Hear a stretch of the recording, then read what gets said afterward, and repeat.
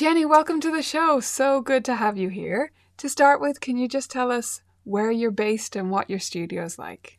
Hi, thank you so much for having me. I am a independent studio in a smaller city in Kentucky. And yeah, we have about 25, 26 kids at a time and I love it. I love working for myself and love teaching kids. So Fantastic. So tell us, going back way before running your studio, what was your own practice like growing up? Like, what age did you start lessons and what was the practice experience like for you? So I started lessons when I was in third grade. My teacher had a composition notebook. Is that what you call them? So she just had a composition notebook with this page in the method book and maybe a couple of notes in there, and then Monday, Tuesday, Wednesday, Thursday, she would just write at the bottom of the page, and you were supposed to either check off or put how many minutes you practiced. And I was not a very consistent practicer at a young age. I like hit and miss. I'd go through kind of cycles with it. I think I went through a couple of different teachers. I had some move away and stuff over the years, but I think most of them just had the standard notebook.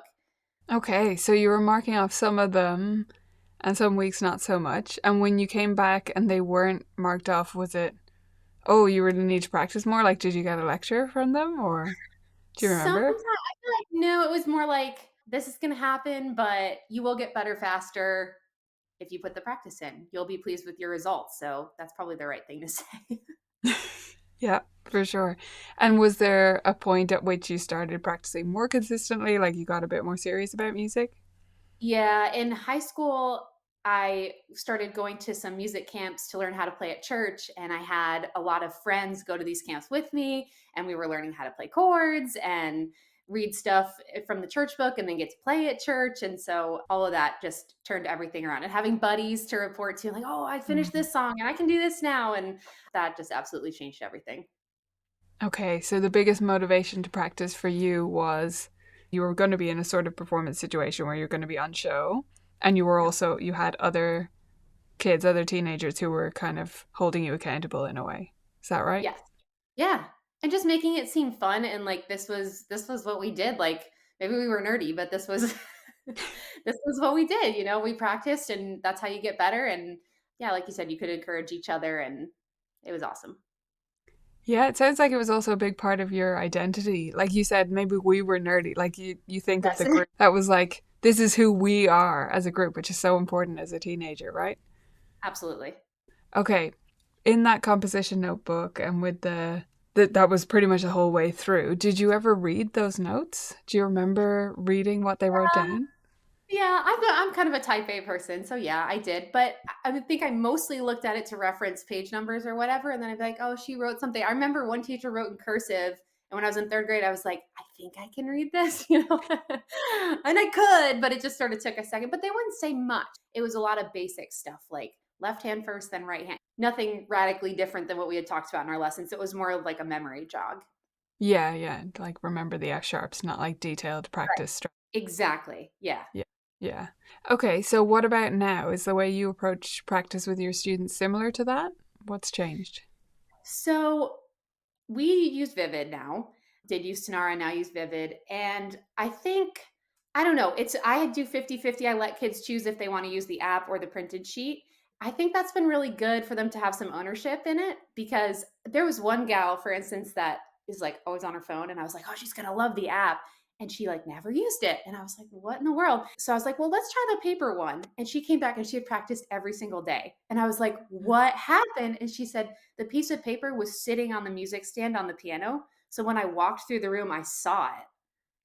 And I was like, oh, I have to practice. Whereas if it was in my pocket and it was one of like 100 apps, it was like out of sight, out of mind. And I was like, oh my goodness. So I guess you just never know. But I kind of like having both. And so I appreciate that Vivid has the ability to just print the sheets. And I send parents, that's another option when they sign up for the school year, they can sign up to get weekly emails from me where I either like attach the PDF or I'll even screenshot like their assignments and put it right into the email because make it real easy. And also I'll try to translate a couple of things, if they didn't sit in on the lesson and it's like, what does that mean or whatever. And probably like a third of my parents get those emails and they all love them that get them. And they're Mm. like, I feel like I'm in the loop and I know what's going on. And so I appreciate that Vivid makes all of that easy. I think it's been really good for the studio. Yeah, it's interesting. that you have parents opt in for that email thing. I would be curious to know, not that you could actually test this, but I'd be curious because I'd say the parents who opt into that are the ones who want to be involved.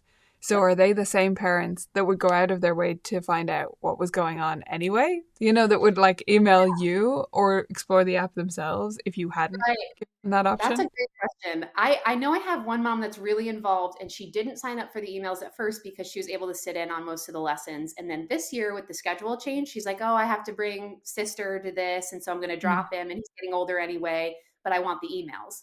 So like that was good for her. And I know we talk about this as studio owners and stuff, but you want to encourage parents to be involved. Like you're saying, parents that are going to be involved are your best friend. I always try to say there's like a triangle: the student, the parent. Did I say them both? Yeah, student, parent, teacher. And so you want to make sure all of those are strong. And so that's just another way to like make sure that we're all on the same page and we're all headed in the same direction. So it's worth the few extra minutes to do it, right? Absolutely, I would say so. Like, I think some teachers might hear that and go, "Oh, I don't want to spend the extra time." But I'd say to me, it's similar. So I have a flat materials fee in my studio that, like, old students pay the same no matter what books they use. And teachers will ask me, "Oh, but what about the students who use more books versus fewer books?" And I Mm-hmm. consider that a bonus that they get for working really hard. Yes. Like they get Yes. through more books because they're practicing more. So, like that, the parents, that's almost like a bonus. If you want to be super involved, I'm happy to Ex- put in these extra few minutes for you. exactly. 100%. And then those are the people that like have the best experience and are so happy and spread word of mouth and all of that good stuff. So Yeah, absolutely. Okay, so final question. Do you have any favorite practice strategies or practice games, whatever you want to call them? Could you share one favorite?